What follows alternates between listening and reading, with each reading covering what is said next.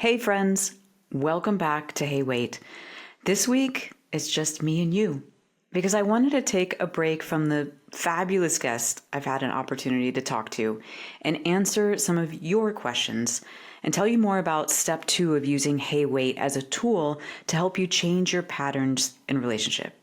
And I have to say, it feels so different to be recording this episode than it did when I recorded the first 2 episodes of Hey Wait that were also solo episodes. Because I recorded those weeks and weeks before they were published, and I was sitting alone in my office like I am right now, but I had never recorded my own podcast. I hadn't ever interviewed anyone. And so it all kind of felt like playing make-believe. And I really had no idea if anyone was ever going to listen to the recordings I was making. So it felt strange to be talking to a hypothetical listener. But now the podcast is out there and you've been listening. And not just listening, you've been sharing it with your besties and with your clients and with your family members. And you've been writing to me and telling me about your own experience with Hey Wait. And you've been asking me questions and you've been engaged in this conversation about this tool of Hey Wait and how it can help you have a better experience of yourself and your relationships.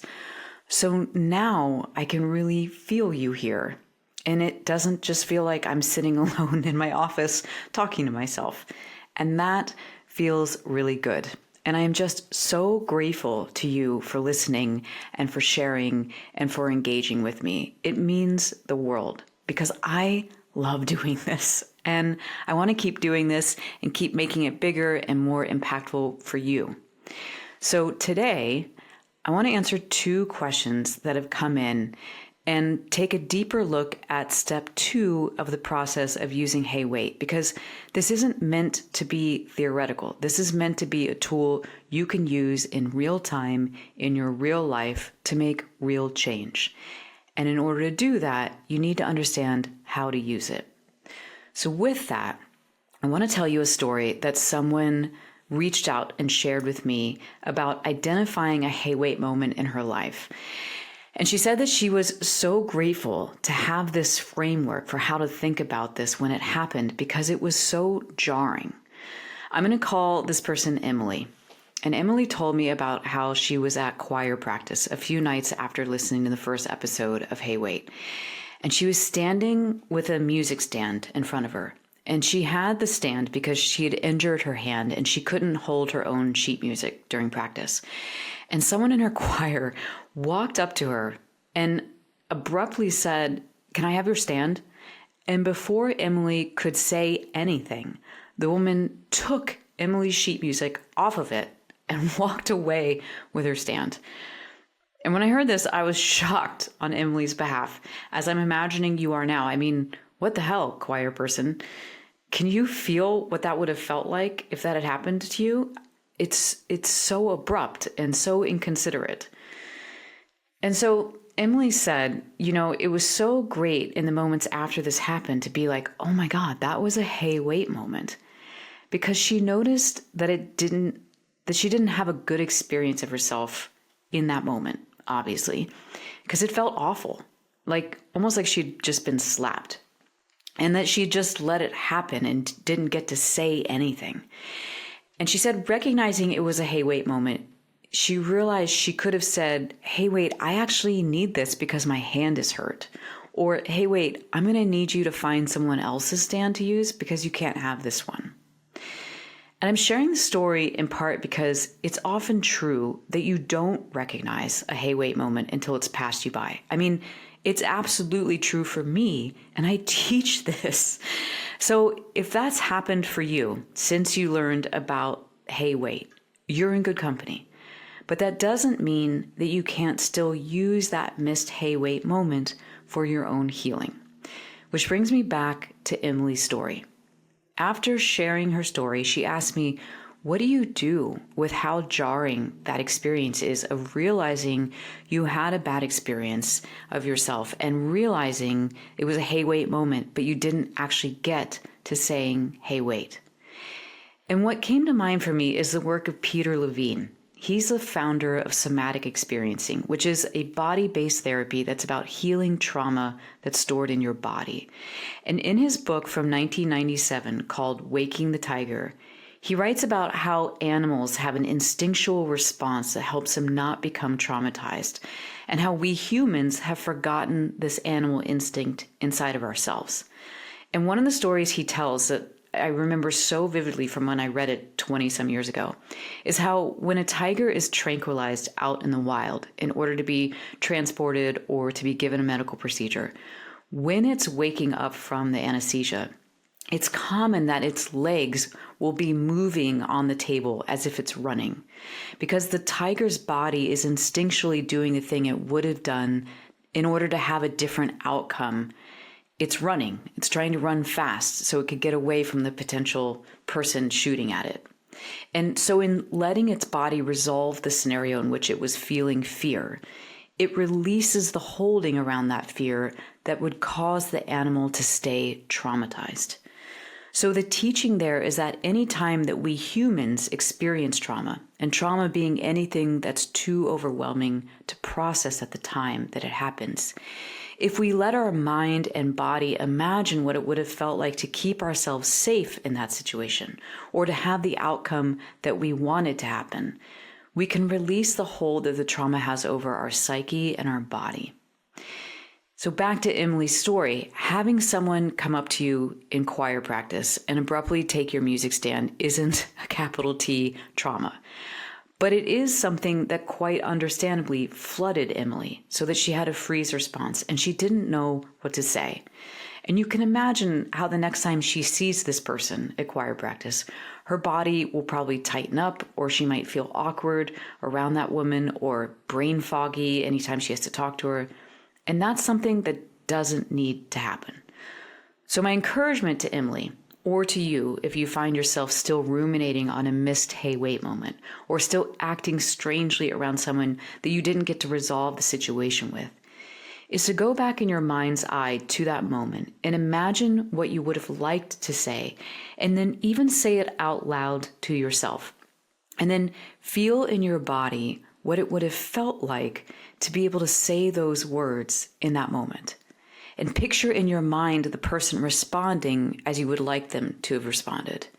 So in Emily's case, she might see herself placing her hand on the music stand and saying, "Hey, wait, I actually need this stand. Can you please go find a different one?"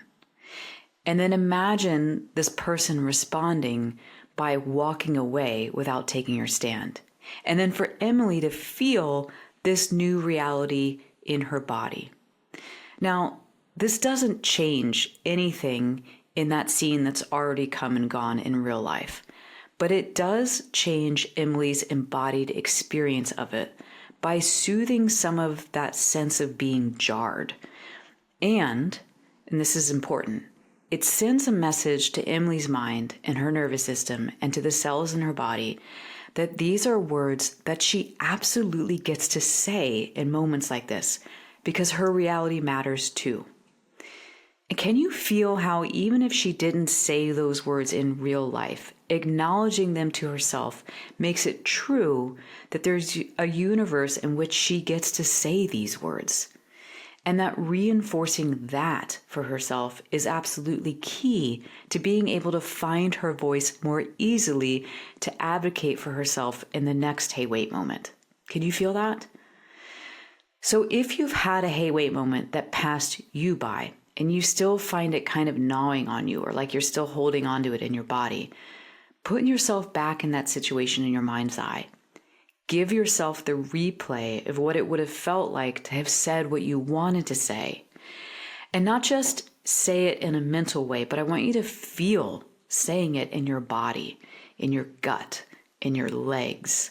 Like, let it become real to you. Train yourself that this is a possibility for you, that you get to speak in this way. You get to advocate for yourself so that the next time that you have a hey wait moment come up where you feel that you're not having a good experience or something isn't working for you, you'll have that muscle strengthened a little bit more. You'll have some training internally to say it differently, and you'll get to have your insides match your outsides. Which brings me to the other question that came in. It was about that phrase that I just used and that I've used before on this podcast. Someone asked me if I could unpack how I would describe what I mean by having your insides match your outsides. And most simply, it means that you're the same person, no matter if you're talking to the person who is your server at the restaurant or you're talking to the person who's sitting across from you at the meal that you're having at that restaurant, whether that's your friend or your spouse or your colleague, that there's some sense of a consistency or a through line to how you show up in the world. Which isn't to say that you're the exact same expression of yourself with your kids at home on a Saturday morning as you are with your colleagues in a high-stakes meeting. But it means that there is an essential self in you that you know how to inhabit and express from the inside out. Because when your insides don't match your outsides, it's usually because they're reflecting off of whoever it is that you're talking with. There's some quality of morphing or becoming chameleon-like that you're doing to be who they need you to be in order for them to feel better or feel seen or feel more comfortable, which is ultimately about your own need to try and feel safety, belonging, and mattering in that situation. You just only know how to do it by manipulating the other person's experience of you. And I know this so well because I did this for most of my growing up years and into my early 20s, even my 30s.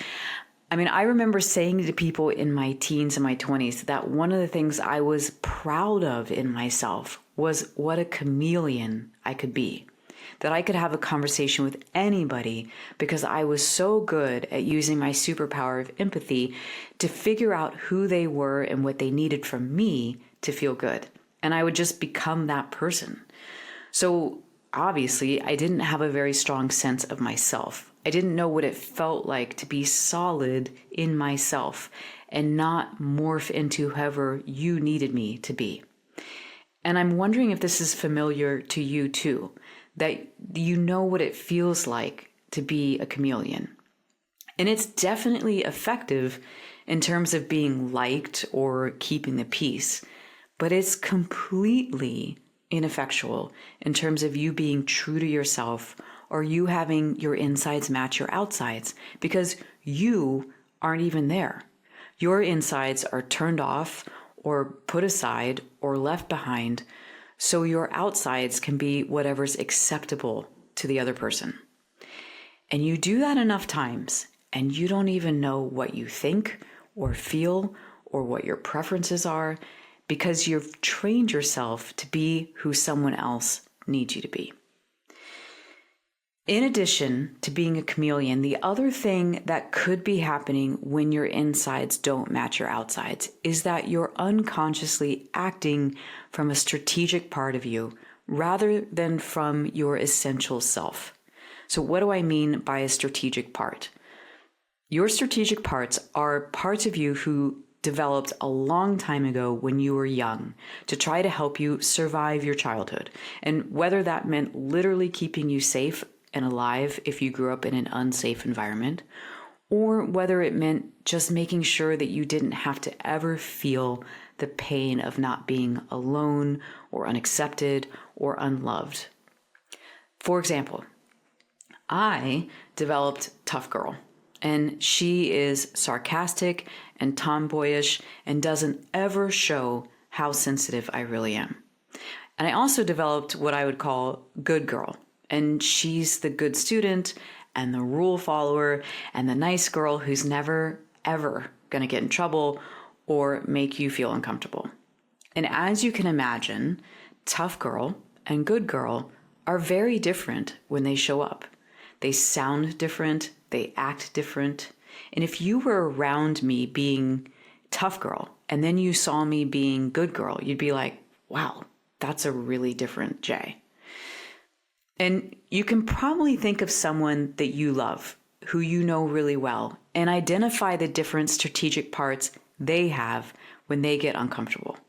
Maybe for them, they get bossy, or they become overly helpful, like a superhero, or they get really judgmental. And it's not who they are, it's how they are when they're doing what they've learned a long time ago will get them safety, belonging, and mattering, when they're doing their strategy. So how is it then that you show up as your true self or your essential self, the one where your insides match your outsides? Well, you do that by giving yourself the felt sense of being safe, of belonging, and of mattering. And you do that by becoming present to yourself in a loving, felt way. All right, I'm going to pause here for a moment because this is a really big topic and we could unpack this for hours. And if you want to learn more about this, I have a course that goes fully and deeply into how you show up for yourself in a felt way and how you change how you relate to yourself and others. It's called Yours Truly, and you can learn more about it on my website at jmoonfields.com. But for now, what I want you to take away is that having your insides match your outsides is about being integrated within yourself and being consistent in how you show up around others. So this is the perfect segue then into the final thing I wanted to talk with you about today, which is diving deeper into the second step of using Hey Wait as a tool. In the first episode of Hey Wait podcast, I gave the overview of all 3 steps of how to use Hey Wait the tool. And if you missed that episode, I highly, highly recommend you go back and listen to it because it isn't just the 3 steps of how you use the tool. It's also about how this tool came to being and why it's so life-changing. And it's the most listened to episode of the whole series so far because so many of you have shared it with everyone you know. So thank you for that. So if you haven't listened, go back and listen to it. But to recap the 3 steps to using Hey Wait now, the first step is to notice, as in notice when you're having a bad experience of yourself. Notice when you've sped up inside. Notice when you feel small. Notice when you feel like you want to fight. Notice when you don't know what to say.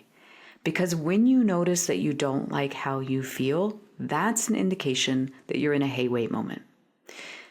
The second step is to pause. This is where you say, hey, wait to yourself, as in, hey, wait, I'm not having a good experience of myself, and I don't want to go into an old pattern here. I want to respond from my wholeness. So this is the one we're going to talk more about in depth in a minute. But the third step is to ask. And by ask, I mean to ask to be considered by actually saying the words, hey, wait, out loud to someone else. So, hey, wait, I actually need this music stand. Can you go find another? Hey, wait, I don't see things the same way. Can we talk about that? Hey, wait, I don't feel considered. Would you be willing to let me tell you what this has been like for me? So those are the 3 steps. And now I want to zoom in on step 2, which is to pause. This is, like I said, where you say, hey, wait to yourself because you've noticed that you're having a bad experience of yourself. And this is where you interrupt your pattern so that you can stop reacting and you can start listening inwardly. This is where you learn to stay with yourself long enough to know what's true for you. And I'm going to be straight with you because everybody seems to think that step 3 is the hardest one where you have to actually say, hey, wait to someone else. But I think step 2 is actually the hardest because it requires a skill set that most of us haven't been taught, which is being able to feel what's going on for you. It's being able to feel your body and translate sensations into what emotion that may be, and then being able to use that experience to know what part of you is showing up, what strategic part of you might be there, and what you need, either from yourself or from someone else. And that shit can get complicated. So for today, I want to simplify what this step can look like and give you a really simple version to start practicing staying with yourself in that pause after you notice that you're not having a good experience of yourself. So there's 3 steps to this simplified version of staying with yourself. And step 1 is the touch in. And by touch in, I mean make physical contact with yourself. Put your hand on your chest or on your belly or even on your arm or your leg. Touch in with yourself. And this has 2 purposes. First, it makes it easier for you to feel yourself rather than to think about what's going on or be focused on the other person, both of which can spin you out into all sorts of places that have nothing to do with your own reality. And it also helps to give your brain the message that you are with you in a felt way. And your nervous system will like that because it feels safe. It feels comforting. The second step, once you've touched in, is to track yourself. And you track yourself by noticing what sensations you're aware of in your body. Is your chest tight? Are you hot or are you cold? Is your stomach turning? And then to ask yourself what those sensations tell you about what emotion you're feeling. Okay, so you've touched in, you've made physical contact with yourself to help bring you into the present and to ground yourself. And you've tracked yourself by feeling the sensations in your body and asking what they tell you about what the emotion is that you feel. Now, the third step is another 2-word magical phrase. And the 2 words are, of course, as in tell yourself, of course I feel this way. And these 2 words aren't mine. They're from Sarah Payton, who is the author of the truly fabulous book, Your Resonant Self. And in that book and in her teachings, Sarah talks about how the way to heal all the years of having people tell you that you're too sensitive or them not being emotionally present with you is to be emotionally resonant with yourself. Because most of us tell ourselves that we're stupid for feeling the way we do, or that we're too sensitive, or that it's useless to feel the way that we do, or we just shove our feelings aside before we even know what they are. But the thing is, research shows that when you can resonate with your feelings, when you can tell yourself that the way you feel makes sense to you, you help your brain to support you being more emotionally regulated.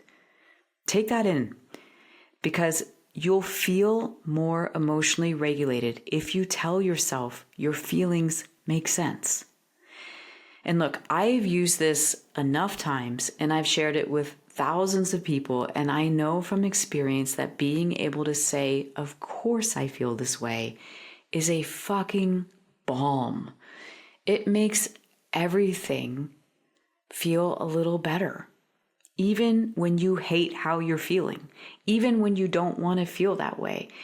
It's a balm because when you say, of course, to yourself, you aren't making how you feel worse by also abandoning yourself or by judging yourself for feeling that way. You feel me? And when you can stay with yourself in that felt way, you have access to the wholeness of you, where you have the best chance of becoming clear about what you need, either from yourself or from someone else. And that's what you need in order to be able to do step 3 of using Hey Wait, which is where you ask to be considered by saying Hey Wait to someone else. So let's go back and practice step 2 together right now. And regardless of whether you're washing the dishes or doing something else right now, I want you to see if you can do this as you listen. Step 1 is touch in. Place your hands somewhere on your body where it helps you to feel present with yourself. Step 2, track yourself. In this moment, what are the sensations you're aware of? Do you have a headache? Are you warm? Are you cool? Are you fidgety? Are you calm? Are you high energy? Are you low energy? Do you have places that feel tight or places that feel strong? And then what does all that information, all that sensation, tell you about the emotion you feel? Maybe you feel happy or content. Maybe you feel scared or sad. Now, step 3 is tell yourself, of course, no matter what you're feeling, whether you like it or not, I want you to try saying, of course I feel this way. And then practice letting those words land. Take in that empathy from yourself. Can you feel that? Can you feel that land in you? This pause is the birthplace of new patterns, because staying with yourself long enough to know what's really going on inside is how you set the foundation for getting to have your insides match your outsides. It's how you stop being a chameleon. It's how you stop showing up as an outdated part of yourself whose default setting is limited to only being able to comply or defy with someone else's reality. It's how you get to have a good experience of you. And I really want that for you. So this is your homework. I want you to practice this week. I want you to pause with yourself and really check in. Learn to stay in a felt way. And your other homework is to share this episode with someone else who you know needs to hear it, because then the two of you can cheer each other on and support each other in practicing staying with yourself, because it really helps to not do this work alone, which is why I'm here doing this podcast. So feel free to DM me on Instagram at HeyWaitWithJay, or reach out to me through my website, jmoonfields.com, because I'm here and I welcome your questions and your stories and your suggestions for topics that would be helpful for me to address, or people that you would love for me to have on. And speaking of, next week, I'm going to be back with my next guest. So keep an eye out, because it's a really good one and I can't wait for you to listen. But in the meantime, thank you again so much for being here with me. Like I said, I can actually feel you here with me today, and I love that. And before we go, as always, I want to leave you with this reminder. Your insides matter, and the right people will meet you there. So stay with yourself, and I'll see you next week.